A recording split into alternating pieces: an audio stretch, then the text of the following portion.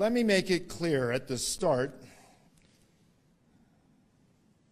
that Wyoming is deploying every asset we have to combat this crisis of COVID-19 and the crisis that it presents to the state. Moreover, I want to emphasize the point we are all making, whether it be Dr. Wheeler with the Wyoming Medical Society, whom I invited last week, knowing full well what the Wyoming Medical Society had said in their press release, whether it be Dr. Dowell, who spoke today in today's paper, whether it be the Natrona County Medical Society, which supports how the state is approaching this crisis, we are all saying one thing: stay home, wash your hands, maintain 6 feet of distance between yourselves, only go to the store as an individual, not as a group. Do not congregate in groups of more than 10. And if you are a store, for heaven's sake, don't allow shoppers to mingle in the aisles or checkout lines. Now that is the behavior we need. That is why we agree, and it is critical that we behave this way. Let me say it again.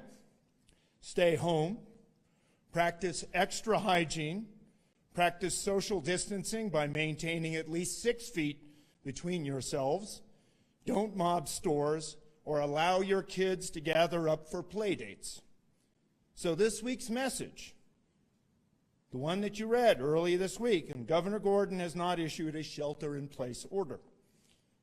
And I want to know how that is helpful to the message of stay home, practice extra hygiene, practice social distancing by maintaining at least 6 feet between yourselves, don't mob stores, or allow your kids to gather up for play dates.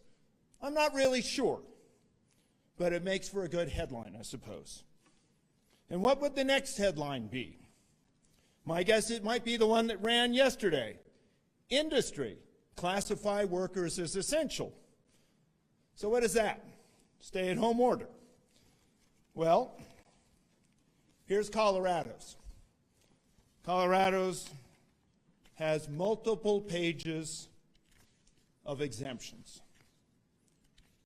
So the story would be, what's an exempted business? Here's Larimer County's. Multiple pages. Here's a letter I got today from the Society of Professional Journalists. Journalists are essential to reporting on our communities, many of which are rural and rely largely on information disseminated by their local papers and stations. Absolutely true. While much reporting can be done from home offices and on home phones, journalists, particularly photographers and videographers, do need the ability to verify and document events on the ground. No argument, but most of you are on a phone today. And all of that's based on something that people are calling CISA guidance from the federal government. Again, multiple pages. What we did was we said, stay home, wash your hands, maintain social distancing. Don't go to the store unless you have to. Do that in short groups. And that's what we did. That is essentially what a stay-at-home order is. And if you're waiting for me to issue a shelter-in-place order, when you have Dr. Wheeler and Dr. Dowell telling you that you should stay home, and I'm telling you to stay home, what are you waiting for?